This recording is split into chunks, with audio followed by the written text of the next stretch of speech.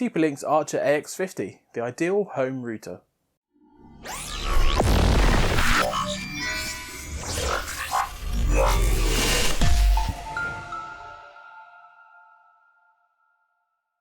Starting with the box, and it's in the traditional TP-Link blue colour with the usual promotional materials. Inside, the contents come in a moulded cardboard insert, which is great. Thumbs up for as little use as plastics as possible. An assortment of paperwork including the quick start guide, including a neat Wi-Fi information card, can be found. A 1 meter white Cat5e cable and the power cable. Finally, the router itself, and I think it looks very smart with its clean black aesthetic. It's covered in matte black plastic with some fingerprint magnet glossy areas on top, and has 4 140mm antennas which fold flat and rotate through 180 degrees. While we're at the top, the TP-Link logo is visible in white with a smaller greyed out Intel logo, hinting at the CPU TP-Link used in the Archer AX50. More on that shortly. You can just make out the green LED placement directly in the middle on the front, with small indicator logos printed in white underneath. These turn orange to indicate an error. It weighs 546 grams and measures in at 260 by 125 by 30 millimeters, and it's 155 millimeters tall when the antennas are in the upright position. Turning it over, we notice plenty of ventilation holes and 2 wall mount clips that give you plenty of mounting options, and the product sticker is located on the bottom as usual.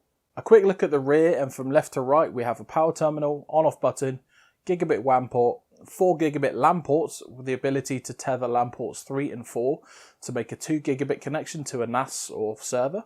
That about wraps up our look around the router. Let's talk about some more specifications.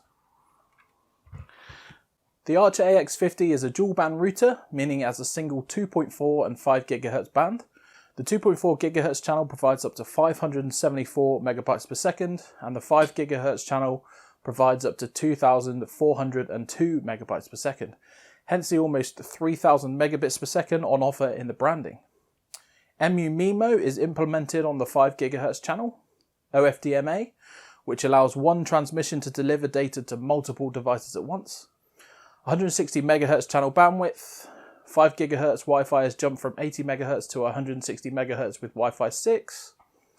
In practice, this is all used to get more out of every transmission that carries a Wi-Fi signal from a router to your device. These improvements allow up to 256 devices to be connected simultaneously to the Archer AX50 router. Intel is providing the CPU, and it's a dual-core 800 MHz AnyWAN GRX 350 SoC with Intel WAV654 radios, which Intel specifically developed for the AX3000 home Wi-Fi package. It comes with 256 megabytes of RAM and 128 megabytes of flash storage as well. Initial setup of the router is best done on the browser, so you can change the initial settings. TP-Link's Tether app can be used, but my recommendation would be to do the initial setup, then move over to the app once that is done. Let's jump on the PC and take a look at the user interface. Okay guys, I'm going to try and keep this short and sweet, so we go to tplinkwwifi.net in your browser of choice. Here we are. Now it's going to ask you to create your own administrator password. That's actually really good, so here we go. Now you select your time zone. For me, obviously I'm in the UK, so I'm going to go to London. Next. Dynamic IP, or the best way to do it is if you just press auto detect, it detects it for you. There's some additional settings you can set up there, additional profiles and things like that. It gives you the option to clone your MAC address if that's something your ISP requires. Wireless settings, I'm gonna give it my typical username, you know, just because I'm so original. And I'm just going to change the password to password 1. Look at that. Just something I do. Obviously the password will change when I start using this full time. So now we're just saving those settings, and what it's going to do is it's going to rename all the wireless settings. There we are, so it's done. Now it's asking me to sign in with a TP-Link ID. We're gonna go we're not going to do that. We're going to log in later. So basically, you can register for a TP-Link account just by following all the steps. And that gives you access to the cloud platform that you use with the Tether app and stuff like that to make changes on your app on your phone, which is something we're going to talk about later on anyway. I'm going to skip over the basic setup, but basically we'll quickly just look at this first window. It tells you that it's connected to the internet, whether you have wired or wireless clients attached. I'm going to go straight to advanced because that's where all the settings are. It gives you the status page, where it tells you about the wireless setups, the internet connections, the IP addresses, and all that good stuff. Gives you your LAN IP address as well. Guest networks, you can turn those on and off. You can also do that on the app. Very cool. USB devices, if you have anything connected, like a hard drive, for example. Gives you some performance counters for your memory and CPU. In this case, it's a dual core one. Wired clients, it tells you what's connected, and again for your wireless clients as well on your host and your guests. So if you have guests, or hypothetically you own a guest house and you have like a guest Wi-Fi, you can see all the devices that's attached, things like that. Just the first thing that came into the top of my head. Moving on to network, it just gives you a lot more information. So you can change things like the MTU sizes and stuff like that. It's pretty good. Good for me actually, because I have 4G. So that's actually 1440. So that'll get changed. I'll do that now. Just click save. You can change the subnet mask and the IP address. You can enable link aggregation here. So again, that's on ports 3 and 4. Set up IPTV stuff, DHCP server. You can change the address pools and all that good stuff as well. Typical stuff, but it's good to see. You set up dynamic DNS. So TP-Link have their own one where you sign in with your TP-Link ID to enable it. That's cool. You can also, if you have a no IP or a dynamic DNS one, you can enable that as well. Very good. Static routing. So this is where you can add and delete static routes. And assign IP addresses. Very cool. So then you have the operations mode where you can set it up as a router. So in my case, this is what I'd run. You can use it as an access point as well. So let's just say you have a router that doesn't have Wi-Fi. You can add this as an access point. It's decent. You go on to the wireless settings here. So OFDMA, enable it. Smart Connect, great. I actually would recommend that you just leave Smart Connect on, because then it will push all the connected devices to like vacant lanes and stuff like that, just to get the best throughput to all your devices at the same time. So that's great. Also enable airtime fairness, and then just click save to save that as well. Perfect. Gives you two methods for WPS. You can do just a push button here, or you can set up a pin. Wireless schedule, which it turns it off at particular times if that's something you want. Like, so let's just say you don't want your kids accessing it in the middle of the night. Guest network, this is where you enable and disable all those settings and the passwords and all that good stuff. USB sharing, this is where you connect your USB devices, and of course you can do the local shares, FTP shares, and then the same again but via the internet with the IP address and all that good stuff.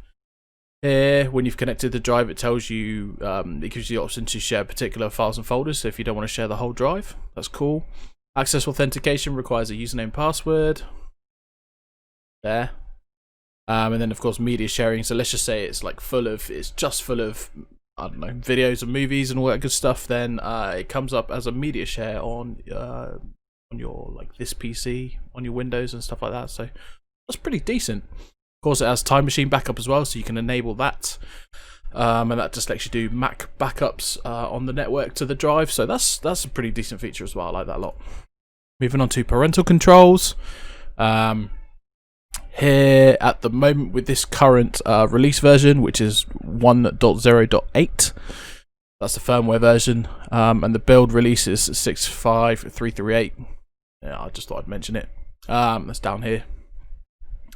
This is where it's at the moment it's telling you that you have to go over and use the Tether app, which is something I'm going to go into a bit more detail shortly, so I won't do that right now. But the that's the same for, it's part of the HomeKit package, and that's basically for the antivirus, parental controls, and QoS. So at the moment, you can only do that on the app.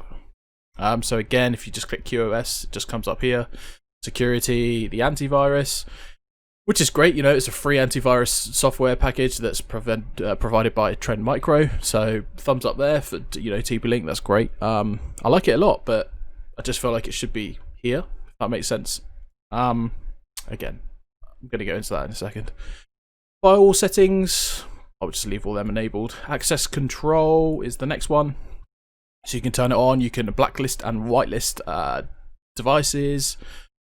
That's pretty much it. IP and MAC address binding. So if you want to bind an address, so let's just say that you have a file server that you would like to have a particular IP address and it like not change on the DHCP, then that's where you would do all this stuff here. So that's cool. Network forwarding, or sorry, NAT forwarding. This is where you enable the ALG settings, virtual servers, port triggering. So let's just say you have a particular program that requires a particular port to operate or to work, so that's probably FTP stuff, then you would do all that stuff here. DMZ, you can enable the demilitarized zone with the host IP address, so you can have a computer on the server that's in the DMZ, then you can do that there. UPnP is enabled by default as it should be, so that's cool. IPv6, if you have an internet provider that uses v6, then you can enable all that stuff there. VPN server. Now we have, this is where you can use particular, in this case, OpenVPN. So it gives you the option just to set all that stuff up, get this to generate the certificates and all that stuff. PPTP VPN is another one. And then obviously you've got, it tells you, you know, when you've activated one of those two, then it gives you all the information here. The next thing is the Smart Life Assistant, so you can talk to an Alexa enabled device if you have one to tell it to you know, prioritize gaming or something like that. It's just what it says there. It's pretty cool, works when you set it up properly, so good. Yeah, I've tested that and it does work very well. And then finally, system tools, arguably the most important. You can get updates from the time updates from the internet. That's pretty cool. So you just click obtain and it goes ahead and gets those from whatever time server you set up. You can enable daylight savings times. So yeah, that's cool because we use that here in the UK. LED control. That just enables or disables the LEDs on the router, which is right there, set up at the moment. Of course, you have night mode, which turns off the LEDs at night. So let's just say you keep it in your bedroom, then between certain times they'll turn off automatically, which is kind of nice. Diagnostic tools, you have a ping and a trace route options. That's very cool. So you could just do like 8.8.8.8. So we're just going to ping Google.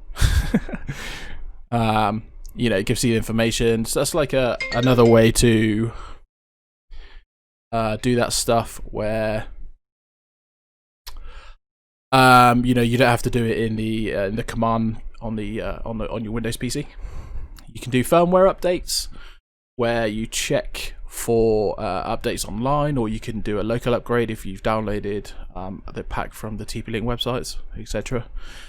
You can do a backup and restore, and that's of the settings. So let's just say you get the entire router set up how you like it, you can back it up and then you can restore it that way. Of course, you can set it to factory defaults, which I did for the purpose of this video.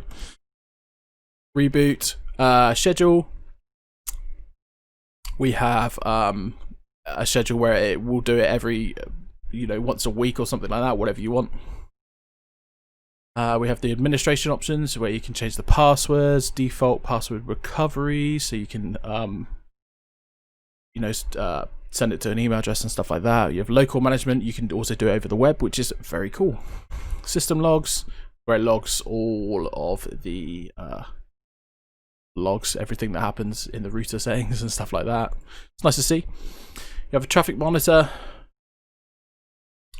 where if you turn that on, it gives you you know, the informations for your downstreams and your upstreams. It's pretty cool. And then of course you have the system parameters, which is for Wi-Fi's, WPS, NATs, and all that good stuff.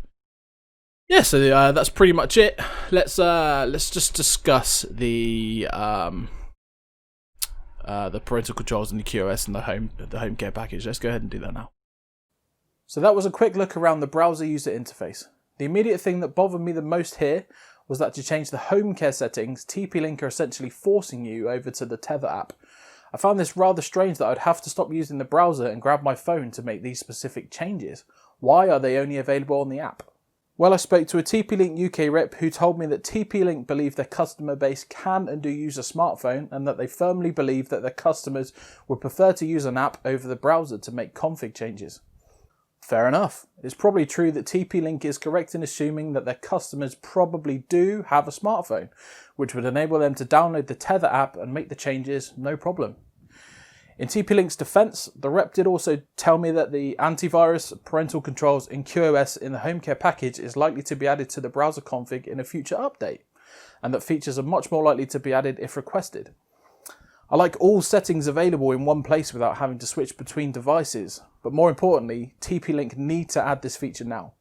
That being said, my argument is, what do you do if you don't have a phone, or the phone is out of battery, or it's broken, or you get the picture. Let's say hypothetically this feature doesn't ever get added. Remember that the Tether app is cloud-based, meaning that you have to log in to use it. What if their servers are down for maintenance, they drop support, make it end of life, etc, etc. Customers might not even want to use an app, let alone be forced to use it to make changes that should already be available in the browser. Even logging in on the browser using my TP-Link account, it still doesn't show the home care settings. Look, TP-Link, I could go on and on with reason after reason why it should be there. Please, just add it as soon as possible. Thank you. Finally, TP-Link has stated that the home care package will be provided for the life of the router. Testing. The Archer AX50 is a 2x2 router, meaning it can support 2 streams up and down simultaneously. I copied the testing methodology from the AX11000 review I did recently. I used a PC with a Fenvi 2x2 Intel AX200 PCIe Wi-Fi card to do the range testing. Finally, and what I recommend you do as well, is turn on Smart Control for the Wi-Fi, and this will combine both channels and automatically steer devices to the best available band, depending on conditions, e.g. interference and conflictions. Turn on airtime fairness while you're at it as well. A 2.5GB ISO was used as the test file transfer between SSDs in both computers. The mean of 3 test runs was collected. I decided on 2 ranges, 3 feet and 40 feet from the router. I decided on these ranges to give a suitable range that a standard new build UK house is. So not only was the second test 40 feet away, it was also on a different floor and through 2 separate walls. The average of the 3-foot range test maxed out the gigabit Ethernet connection of my PC with a 113 megabits per second transfer rate, which is the exact same that I get when transferring files over a direct Ethernet connection. At 40 feet away, the results were a very impressive 100 megabits per second, close to maxing out the line once again. NAS performance is about as expected now we know the specs, with 31.4 megabytes per second read and 17.3 megabytes per second write average. Conclusion. The TP-Link Archer AX50 is an AX3000 Wi-Fi 6 router using Intel's home Wi-Fi package, and this is indeed a fantastic performer aimed at households wanting to upgrade to Wi-Fi 6 networking and have something better than their ISP provided router. The Archer AX50 does indeed fit that role and does so very well. It's a very capable router with excellent performance. Even when just turning on Smart Connect and letting it do its thing, which again I recommend you use too by using DFS technology to push connected devices to vacant lanes to keep speeds high. Transfer rates are great as expected thanks to the excellent performance and technology available. The Archer AX50 is quite an aesthetic piece to behold too, which adds to its appeal, covered in black plastic, but be prepared to wipe the glossy parts on top regularly. There's plenty of ventilation on the bottom and some on the top edges. Even so, it does run rather warm, and after running for an hour or so it is hot to the touch. It won't burn, but it is uncomfortably warm to hold in the hand. Make sure that it is kept in a well ventilated area. This being said, whilst running hot there is no performance degradation, so take that how you will. Again, I feel the home care package needs to be added to the browser as soon as possible, but while it is available in the Tether app, which indeed most people can and will use in the meantime, so there's that. I'll probably do a follow-up article and or video in the not too distant future about whether this gets implemented or not, so comment below and let me know if that's something you'd want to see.